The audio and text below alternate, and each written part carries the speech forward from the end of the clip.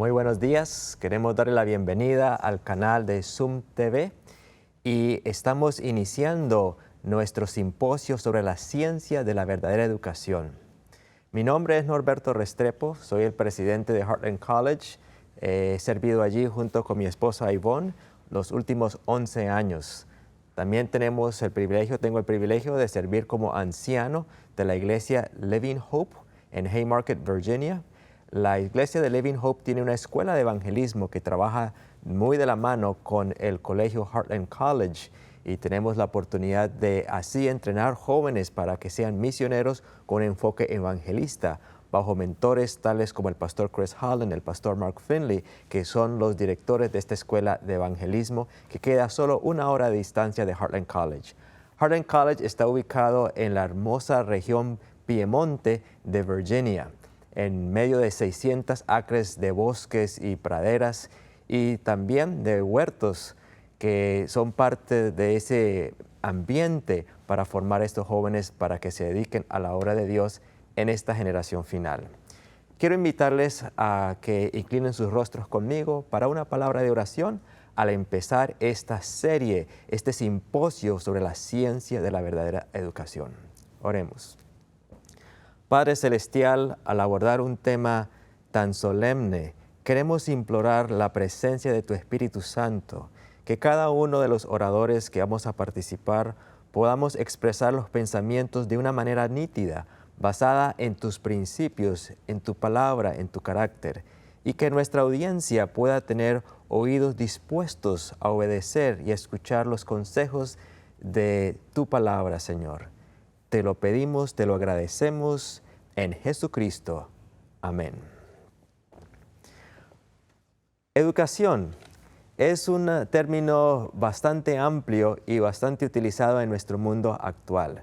Y quiero empezar compartiendo una definición que encontramos en lexico.com y dice así acerca de la educación: formación destinada a desarrollar la capacidad intelectual, moral y afectiva de las personas, de acuerdo con la cultura y las normas de convivencia de la sociedad a la que pertenecen.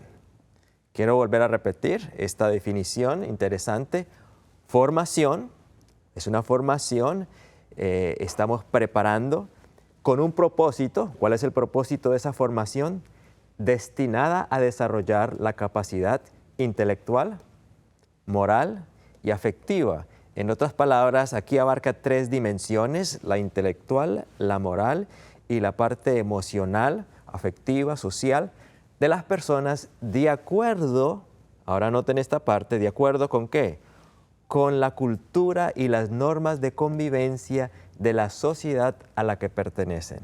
Este es un hecho muy real porque vemos cómo diferentes sociedades, según sus ideologías, forman a su juventud, forman a su sociedad para que compartan este tipo de valores. Y nosotros como comunidad cristiana, como creyentes, debemos pertenecer a una sociedad que trasciende simplemente este mundo y va al más allá. Y por ello me encanta la definición que nos da el espíritu de profecía, y esta la tomamos del libro La Educación, página 13, es el primer capítulo, de hecho el primer párrafo, y dice así: la verdadera educación significa más que la prosecución de un determinado curso de estudio. Significa más que una preparación para la vida actual. Abarca todo el ser y todo el periodo de la existencia asequible al hombre, accesible. Es el desarrollo armonioso de las facultades físicas, mentales y espirituales. Prepara al estudiante para el gozo de servir en este mundo y para un gozo superior de servir más ampliamente en el mundo venidero. Qué definición tan hermosa y tan amplia, con unos parámetros establecidos por nuestro Creador. Ahora bien, al entrar en este tema tan importante, quiero enfocarme en esta mañana de manera particular en el libro de Deuteronomio. El libro de Deuteronomio. Y empezaremos con el capítulo 4 de Deuteronomio. Pueden abrir las escrituras conmigo, Deuteronomio, Y Moisés está aquí exhortando al pueblo justo antes de que él se va a separar de ellos. Deuteronomio es la repetición de la ley. En el capítulo 5 va a dar la repetición de la ley. En el capítulo 4 vemos una introducción. Y veamos lo que dice aquí en el versículo 5. Mirad, yo os he enseñado estatutos y decretos, como Jehová mi Dios me mandó, para que hagáis así en medio de la tierra en la cual entráis para tomar posesión de ella. Notemos, hay un contexto. Dios les va a dar una tierra, les va a dar una nación donde ellos van a habitar. Pero el Señor, Dios mismo, les ha enseñado, de manera que Dios es su maestro. ¿Y qué les ha enseñado? Estatutos y decretos. Y esas enseñanzas son para que ellos las cumplan, para que hagáis así en medio de la tierra. Sigue diciendo en el versículo 6, guardadlos pues y ponedlos por obra, porque esta es vuestra sabiduría y vuestra inteligencia. La sabiduría y la inteligencia de ellos dependería de escuchar y de obedecer, de poner en efecto, en actuar esas enseñanzas y estatutos que Dios les daría. Vuelvo y repito, versículo 6, guardadlos pues y ponedlos por obra, porque esta es vuestra sabiduría y vuestra inteligencia ante los ojos de los pueblos, los cuales oirán todos estos estatutos y dirán, ciertamente, pueblo sabio y entendido, nación grande es esta. Los resultados de seguir esas instrucciones implicarían una prosperidad, implicarían unas bendiciones tan grandes que las naciones circundantes verían esos resultados, ese testimonio, y por ende, ¿a quién glorificarían?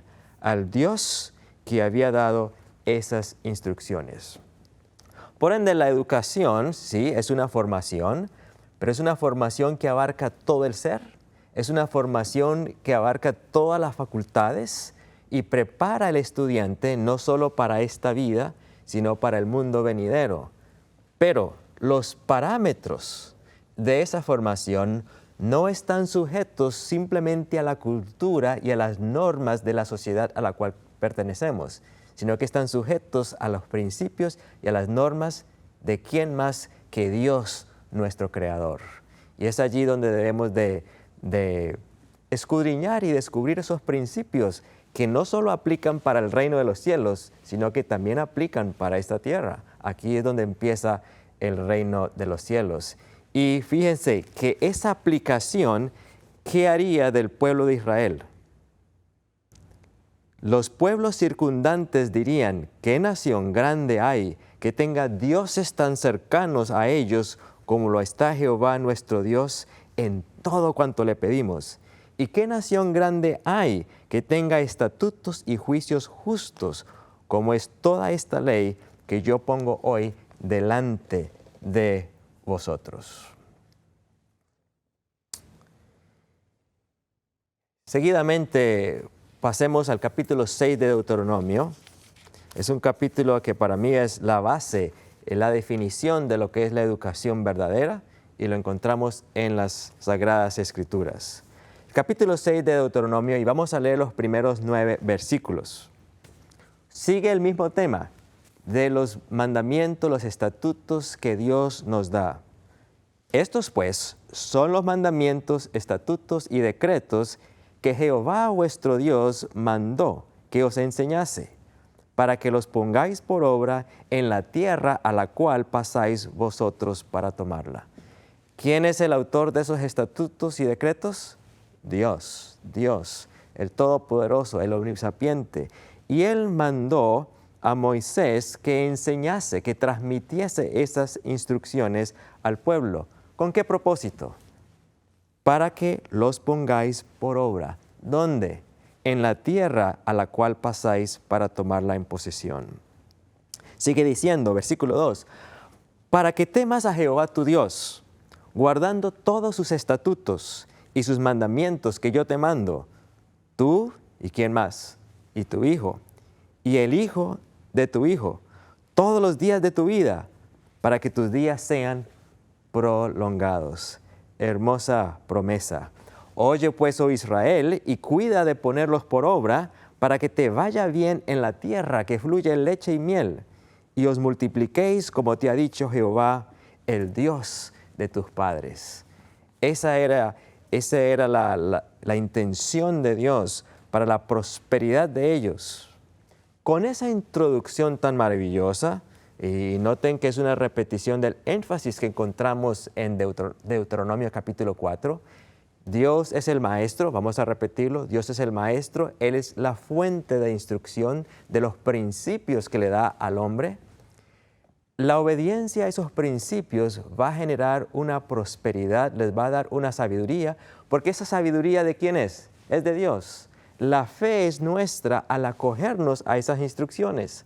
Al acogernos a esas instrucciones, los resultados van a ser maravillosos. Y entonces el mundo, ¿de qué se va a maravillar?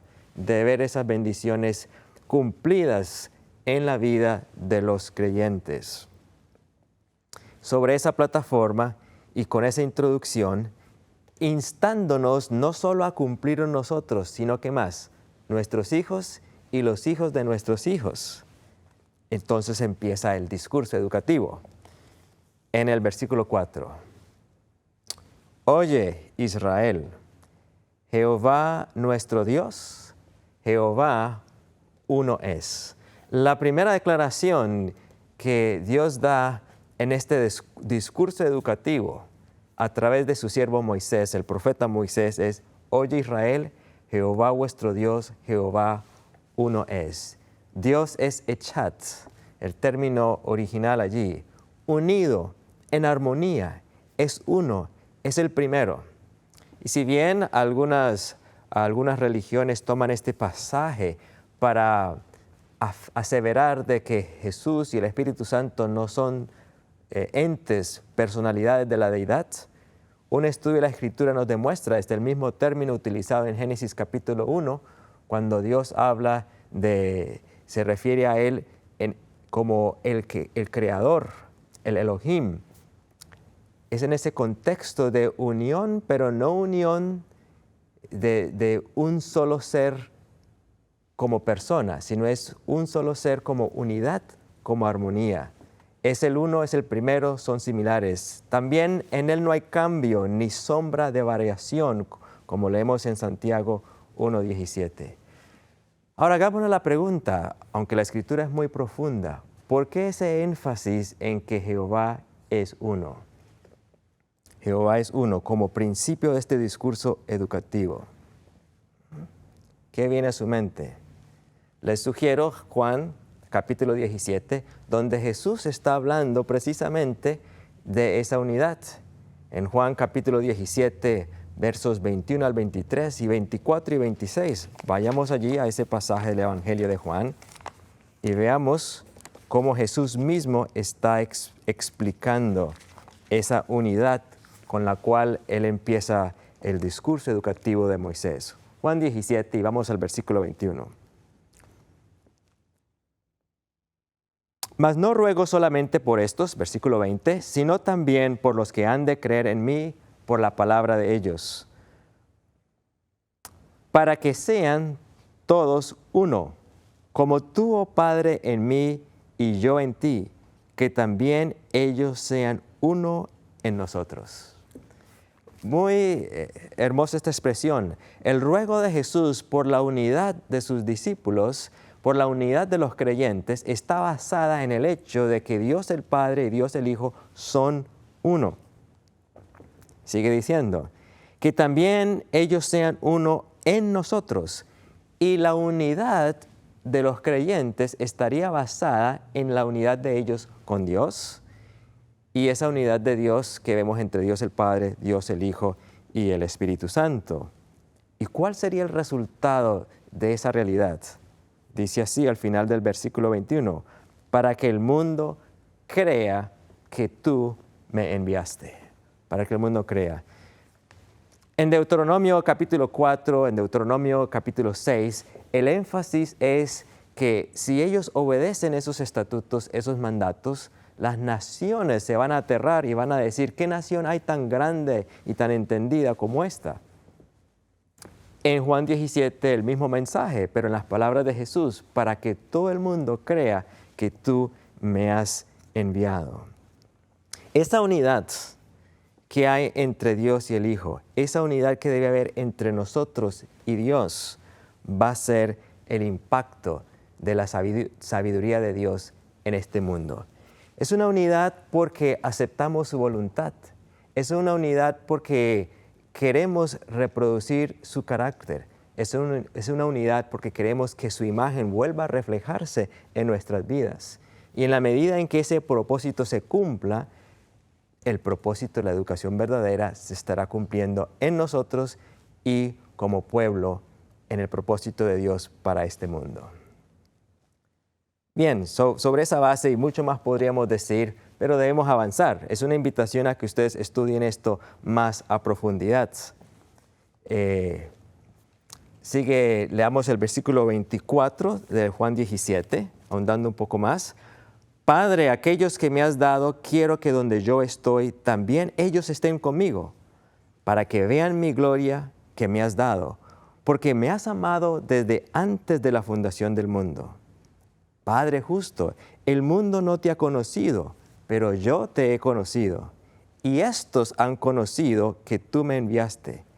Y les he dado a conocer tu nombre, y lo daré a conocer aún, para que el amor con que me has amado esté en ellos y yo en ellos.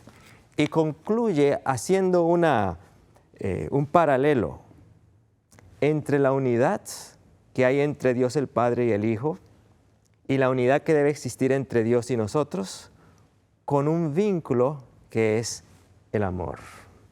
Eso será posible si el amor de Dios está en nuestros corazones. Es la conclusión del capítulo 17. Por ende, podemos llegar a la conclusión que si el amor de Dios está en nuestros corazones, la base de la educación verdadera está puesta en nuestras vidas. Ahora, regresando al libro de Deuteronomio, al capítulo 6, notemos que eso está en perfecta armonía. El Nuevo Testamento armoniza perfectamente con el Antiguo, ya que es el mismo autor, y Jehová es uno, es el mismo ayer, hoy y por siempre. Deuteronomio capítulo 6.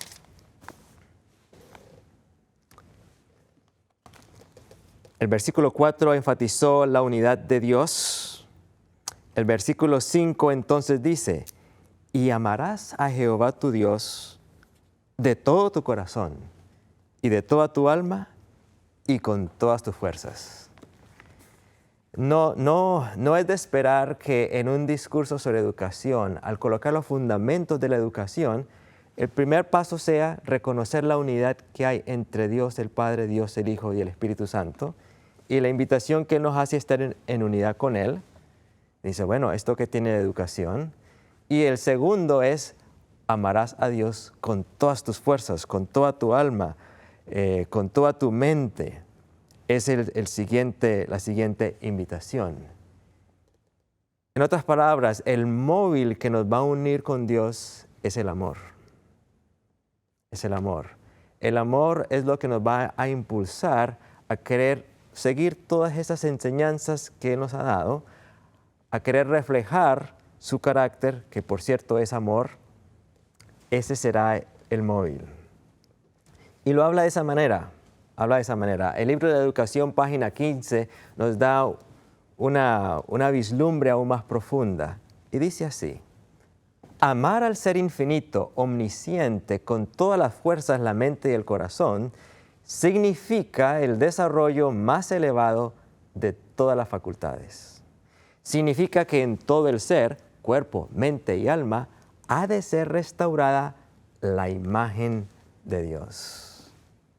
Y bueno, en el transcurso de este simposio, cada uno de los oradores va a ahondar un poco más. Esta es una introducción, colocando la base de cómo la Escritura, cómo Dios coloca los parámetros, los fundamentos de lo que es educación. Ese amor por Dios nos va a llevar a seguir sus instrucciones, reconociendo que Él quiere lo mejor para nosotros. ese amor por Dios nos va a llevar a apreciar su sabiduría. Ese amor por Dios nos va a impulsar a hacer el bien.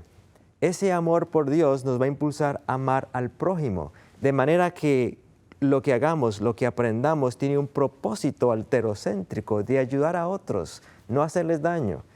Y ese amor por Dios va a ser la motivación, el impulso detrás de nuestros actos. Y si el impulso detrás de nuestros actos es el amor de Dios, esos actos serán íntegros, serán morales, serán puros, porque lo contrario al amor es el egoísmo, y el egoísmo es la esencia de la depravación. Por ende, tenemos implícito desarrollo, propósito alterocéntrico, tenemos pureza moral. Todo esto está ahí integrado cuando hablamos del amor, además de la motivación de obedecerle y el reflejo de la gloria del carácter del Señor. Muy profundo, esa sentencia: amarás a Jehová tu Dios de todo tu corazón, de toda tu alma y con todas tus fuerzas.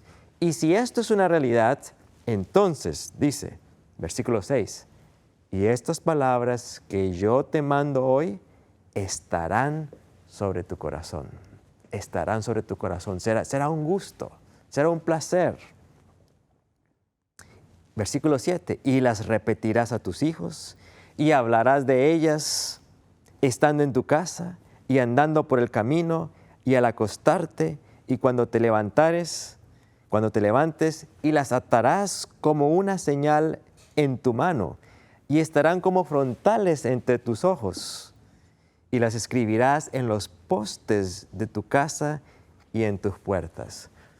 Vamos a tomar cada uno de estos pasajes de una manera más paulatina para entender lo que Dios nos quiere decir con cada uno de estos pasos. Estas palabras que yo te mando hoy estarán sobre tu corazón, sobre tu corazón. Para que algo esté en nuestro corazón, significa que eso es lo que nos mueve, lo que nos impulsa. De la abundancia del corazón, habla la boca. Y no es un hablar por hablar, porque muchas veces ni siquiera implica hablar. Es la influencia, es el trato, son los actos, es todo lo que sale del ser cuando el amor de Dios es una realidad en nuestras vidas. Es ese móvil lo que sale. Y para que eso esté en nuestros corazones, tenemos que haber gustado de ello. Por cierto, el Salmo 34 y versículo 8 dice así: gustad y ved que Jehová es bueno. Dichoso el hombre que confía en él. Por ende, provocar al estudiante, provocar al niño, provocar al joven, provocar al ser humano al cual queremos educar para el reino de Dios, provocarlos a que gusten, a que prueben a Dios y su palabra y confíen en Él, es un propósito fundamental. En Deuteronomio capítulo 6 dice: y estas palabras que yo te mando hoy estarán sobre tu corazón. La implicación es que ese gusto se ha desarrollado, ese móvil está allí entrañado en el corazón. Y si están en el corazón, entonces podemos impartir esa influencia a nuestros hijos, a los jóvenes, a todos los que nos rodeen, y será una realidad esa influencia que saldrá del hogar, de la escuela, de la iglesia, del instituto, del medio en el cual Dios nos haya colocado. Así que como educadores, como padres, como ministros, como laicos, como siervos, es muy importante que experimentemos el amor de Dios. El apóstol Pablo dijo: el amor de Dios, el amor de Cristo nos constriñe, nos mueve, nos impulsa. Y si ese móvil no está presente, no tenemos el ingrediente más importante para ser educadores. Regresemos, sigamos nuestra lectura en Deuteronomio capítulo 6. Y noten el énfasis que hace allí: las repetirás a tus hijos y hablarás de ellas estando en tu casa y andando por el camino y al acostarte y cuando te levantes. La implicación allí, y esto es otra de las bases de educación, es que ¿dónde empieza la educación? En el hogar. En el hogar es donde empieza esa educación. ¿Y cuál es el mejor ambiente para darle ese gusto a la siguiente generación por los principios de Dios? En el hogar. Pero dar el gusto es algo complejo, dar el gusto. De hecho, vivimos en un mundo donde el enemigo constantemente está tratando de darnos el gusto por lo que nos destruye. Y muchas veces nuestro método educativo es decir, y hay un lugar para eso, eso no, eso no, eso no. Pero al señalar lo que no se debe hacer, de lo que no se debe consumir, lo que no se debe mirar, ¿de qué manera estamos pensando a la misma vez de darle el gusto para que estas palabras que yo te mando hoy estén en tu corazón? ¿De qué manera estamos obrando para dar ese gusto? Es un misterio al cual Dios nos invita a participar, y durante este simposio estaremos compartiendo más acerca de ello. Cada uno de los oradores estará compartiendo experiencias prácticas basadas en los principios de las Sagradas Escrituras y el espíritu de profecía, principios que hoy en día la ciencia está corroborando de cómo ganar el corazón de los jóvenes para que realmente gusten de lo que es bueno.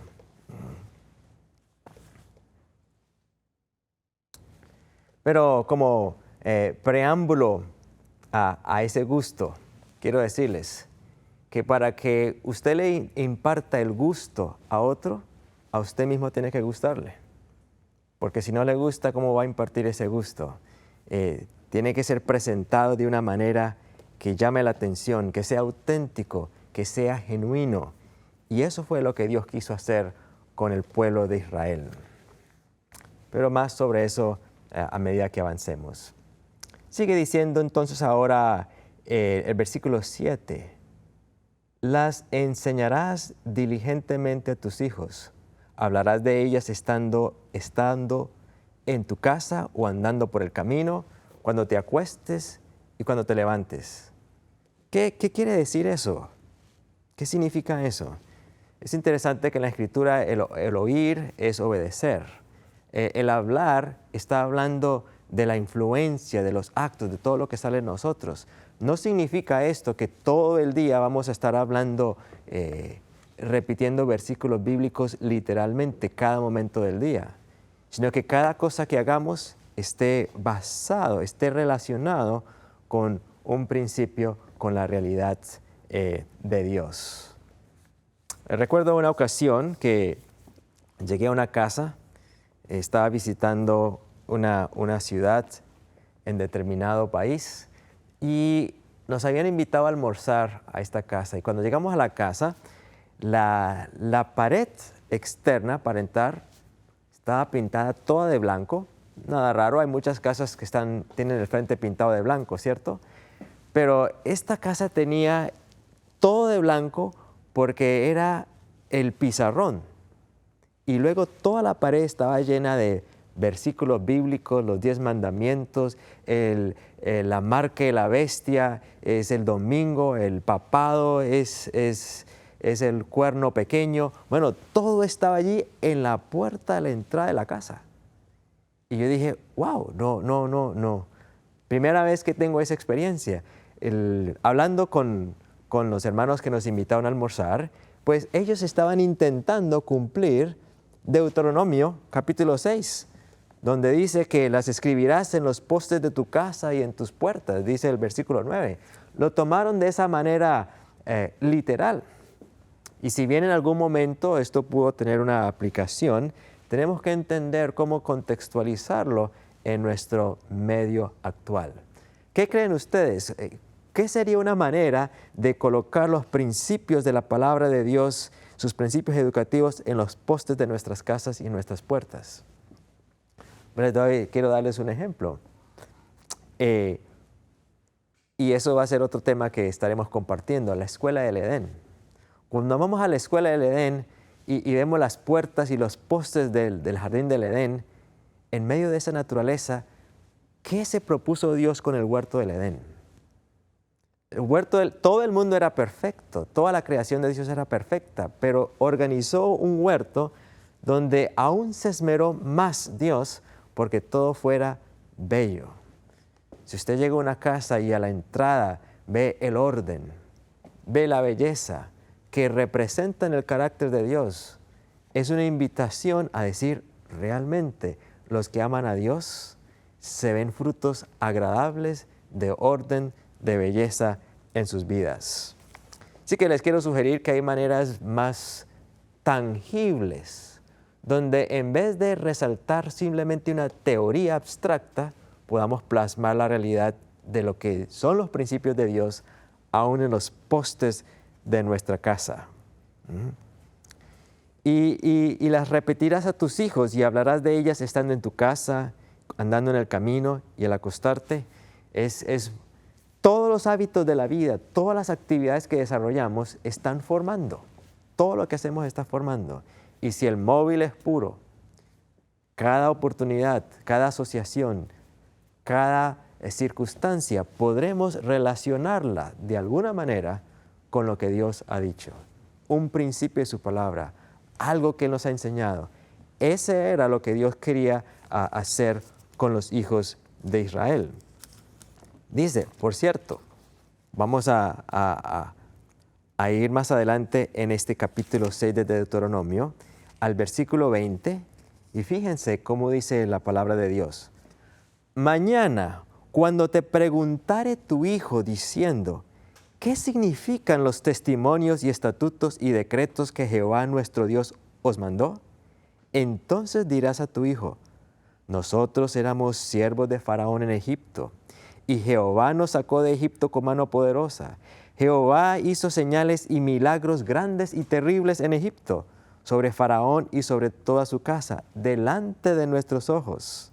Y nos sacó de allá para traernos y darnos la tierra que juró a nuestros padres. Y nos mandó Jehová que cumplamos todos estos estatutos y que temamos a Jehová nuestro Dios para que nos vaya bien todos los días y para que nos conserve la vida como hasta hoy. Y tendremos justicia cuando cuidemos de poner por obra todos estos mandamientos delante de Jehová nuestro Dios. Fíjese que el plasmar los principios de Dios en todas las actividades de su vida, de una manera práctica, tangible, ¿qué iba a producir? Los jóvenes, la siguiente generación, iban a preguntar, ¿y por qué? ¿Por qué tenemos la casa ordenada? ¿Y por qué hacemos esta actividad? ¿Y por qué guardamos el sábado? ¿Y por qué? Y al hacer la pregunta sería la oportunidad para los padres y los instructores referirlos al propósito de Dios. Y el propósito de Dios, en última instancia, era para conservarles la vida, para que les vaya bien todos los días y nos conserve hasta hoy. Es para nuestra alegría, es para nuestra satisfacción, es para nuestro desarrollo. Muy importante, las instrucciones de Dios no son para que llevemos una vida aburrida, limitada. Las instrucciones de Dios son para que tengamos una vida en abundancia. No hay actividad que el mundo ofrezca que Dios no la haya ofrecido a nosotros dentro de un contexto de lo puro y lo bueno. Fíjese, todo lo que Satanás hace es distorsionar lo bueno. Por ende, cada distorsión de Satanás es una oportunidad para señalar en la educación verdadera cuál es la manera correcta, apropiada, que nos va a dar real felicidad en desarrollar esa actividad. Y eso es una manera muy efectiva de dar el gusto por lo bueno. No solo señalar lo que no debe ser, pero aún más enfatizar la manera correcta de poder disfrutar lo que Dios nos ha dado. Porque piensen, ¿quién nos dio el gusto? ¿Quién nos dio el olfato? ¿Quién nos dio el tacto? ¿Quién nos dio la capacidad sensorial para disfrutar? ¿Fue Satanás? No, fue Dios. Así que es asombroso ver que Dios nos creó para disfrutar la vida. Usted toma una fruta y la ve, y su forma es hermosa, su color, su textura, la abre, su olor y aroma es agradable. Dios pudo habernos hecho de que para comer, simplemente como algunas décadas atrás estaban desarrollando comida para los astronautas y colocaban todos los nutrientes como en una pasta dental. Le quitaban la tapita y chupaban. Pasado el tiempo se dieron cuenta que no era el mejor método. ¿Quién puede superar el método de Dios? El método de Dios tiene variedad de texturas, de sabores, de fibras, de olores. ¿Y el comer es una actividad agradable? Por supuesto, es una actividad agradable. Todo lo que Dios nos manda en el plan de la educación es algo que debemos disfrutar. Debe ser agradable. Y al disfrutarlo, nuestra confianza en Dios aumentará. Gustad y ved que Jehová es bueno, dichoso el hombre que confía en Él. Un ejemplo concreto que quiero darles aquí con el versículo 8 de Deuteronomio capítulo 6. Hay mucho en el capítulo 6 de Deuteronomio sobre educación. Y las atarás como una señal en tu mano y estarán como frontales entre tus ojos. ¿Qué creen ustedes que podría ser una aplicación práctica de eso hoy en día? En el tiempo de los israelitas no habían pantallas, no habían cámaras, no habían estudios de televisión, pero había arquitectura, habían cuadros, habían arreglos de jardines, habían columnas en los templos, habían fiestas sagradas, había una serie de actividades que implicaban imágenes y a través de esas imágenes las lecciones de lo bueno que era Dios, lo bueno que eran sus principios y estatutos habrían de grabarse en la mente de la siguiente generación.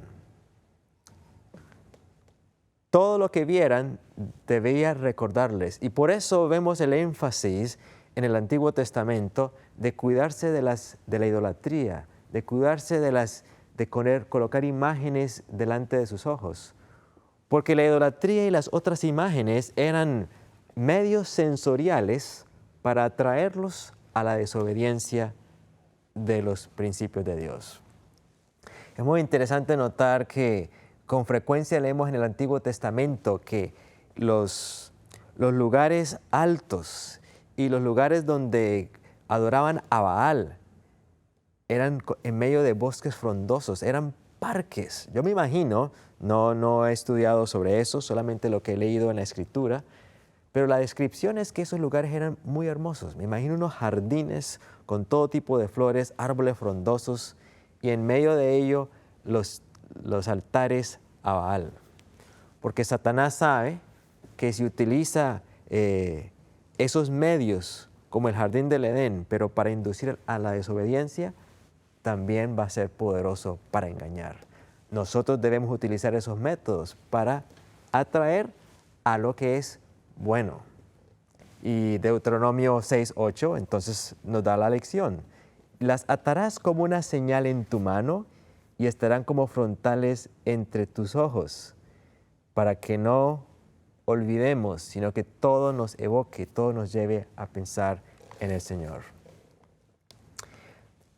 Un estudio realizado en el 2014 por académicos y científicos de la Universidad de Ámsterdam, usando un grupo de referencia de 56 niños, descubrieron que los niños que estuvieron expuestos a un libro con imágenes de caracteres consumiendo zanahoria, al compararlos con un grupo de niños que no estuvieron expuestos a imágenes de caracteres consumiendo zanahoria, los que estuvieron expuestos a estos caracteres resultaron después, por propia iniciativa, consumiendo el doble de zanahorias que los otros niños. Ahora, el contexto de este estudio es una alianza estadounidense, la alianza estadounidense para una generación más saludable de niños. Y el reto era cómo estimular a los niños a que coman más verduras, cómo estimularlos. Y uno de los estudios que hicieron fue precisamente en la Universidad de Ámsterdam. Y es interesante lo que hicieron. Tomaron un grupo de niños y ese grupo de niños, una de las actividades que tenían que desarrollar era que leían un libro, pero el libro tenía imágenes. Ni siquiera era un video, ni siquiera era un documental, era un libro. Pero el libro tenía imágenes y en las imágenes los caracteres principales con los cuales los niños se identificaban emocionalmente, ¿sabes cómo los niños se atraen por las historias? Estos caracteres con frecuencia estaban comiendo zanahoria y hacían los dibujitos de los caracteres comiendo zanahoria y a medida que avanzaban en sus actividades y eran exitosos, comiendo zanahoria. Entonces los investigadores colocaron un grupo de niños de estos 56 que leían este librito, participaban, compartían y otros no estaban haciendo esa actividad. Analizaron los resultados y los niños que leían de manera participativa los libros con imágenes de caracteres comiendo zanahorias, al poco tiempo estaban comiendo el doble de zanahorias que los otros niños. Increíble. Esto fue un estudio en 2014 desarrollado en la Universidad de Ámsterdam. ¿Qué nos dice esto del poder de las imágenes? ¿Qué nos dice? Colocadas en un contexto afectivo donde los niños se interesan en el carácter, en ese personaje, el personaje come zanahoria, por ende, ¿qué quieren hacer ellos? Yo también quiero comer zanahoria. Hoy en día, ¿cuáles son los personajes que nuestros niños están viendo? Primero que todo, deberían estar viéndonos a nosotros. Y es interesante que cuando uno tiene un niño pequeño, el papá es el Superman, ¿cierto? Y la mamá es Superwoman. Pero van creciendo y ese supermodelo va disminuyendo. A los 14 años, Supermamá ya no. Ya es, entre más lejos puede estar de ella. Y papá, muy aburrido. Y son reemplazados por otros modelos que ven en imágenes y que les proyectan algo agradable, y realmente eso es lo que queremos para ellos. ¿Cómo podemos entonces plasmar ese gusto y esas imágenes, como dice Deuteronomio capítulo 6, versículo 8, para que nuestros hijos tengan los principios de Dios en su corazón, en su corazón? Estos niños llegaron a apreciar las zanahorias y por gusto propio consumirlas, simplemente leyéndoles historias que representaban personajes comiendo zanahorias con las cuales ellos se podían involucrar de una manera, identificar con ellos. Les comparto este estudio como un ejemplo de cómo lo que la palabra de Dios dice es verdad, es verdad. Para ir cerrando nuestra introducción a este simposio sobre la ciencia de la educación verdadera en esta mañana, quiero invitarles que vayan conmigo al libro de Jueces. Jueces capítulo 13. En Jueces capítulo 13 habla de los padres de Sansón. Y dice aquí que había un hombre en Sora, versículo 2 del capítulo 13, había un hombre en Sora de la tribu de Dan, el cual se llamaba Manoa, y su mujer era estéril y nunca había tenido hijos. Y quiero sugerirles que el contexto de esta historia es, no habían hijos, permítame hacer esa aplicación, pero cuando primero asoma la posibilidad de tener hijos, es bajo el contexto de instrucciones muy específicas y un propósito específico para ese hijo. A esta mujer estéril, que nunca había tenido hijos, dice el versículo 3, se le apareció el ángel de Jehová y le dijo, he aquí que tú eres estéril y nunca has tenido hijos. Interesante que el ángel empieza su diálogo con ella, enfatizándole el hecho, tú eres estéril y nunca has tenido hijos. Pero concebirás y darás a luz un hijo. Los hijos son un milagro que Dios da. Y el énfasis aquí es ese hecho. Es un milagro, es un privilegio que Dios da. Siguiente, versículo 4. Ahora pues, por lo tanto, como Dios va a obrar un milagro y te va a dar hijos, no bebas vino, ni sidra, ni comas cosa inmunda. Si vamos a tener hijos, entonces Dios tiene instrucciones muy específicas para la formación de los padres, para que ese desarrollo esté guiado por la sabiduría y los principios de Dios. Versículo 5, pues he aquí que concebirás y darás a luz un hijo, y navaja no pasará sobre su cabeza, porque el niño será nazareo a Dios desde su nacimiento. Otro punto, desde su nacimiento habrá un propósito para ese niño. ¿Cuántos de ustedes dedicaron a sus hijos cuando eran pequeños? Qué ceremonia tan bonita, ¿cierto? Llevarlos. Y muchos quizás esperamos hasta que llegó el evangelista de visita, llegó el presidente de la asociación o presidente de la unión. Quizás algunos tuvieron el privilegio de que la dedicación se las hizo el presidente de la división o el presidente de la conferencia general.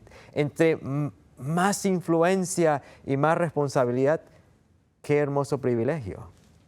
Pero saben, no es tanto, la trascendencia no es tanto el que hace la ceremonia.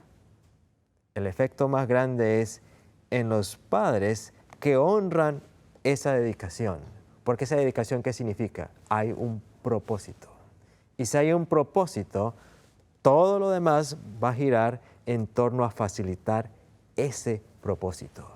Y en eso la madre no debe estar sola. Dice así, versículo 6, y la mujer vino y se lo contó a su marido, diciendo, un varón de Dios vino a mí, cuyo aspecto era como el aspecto de un ángel de Dios,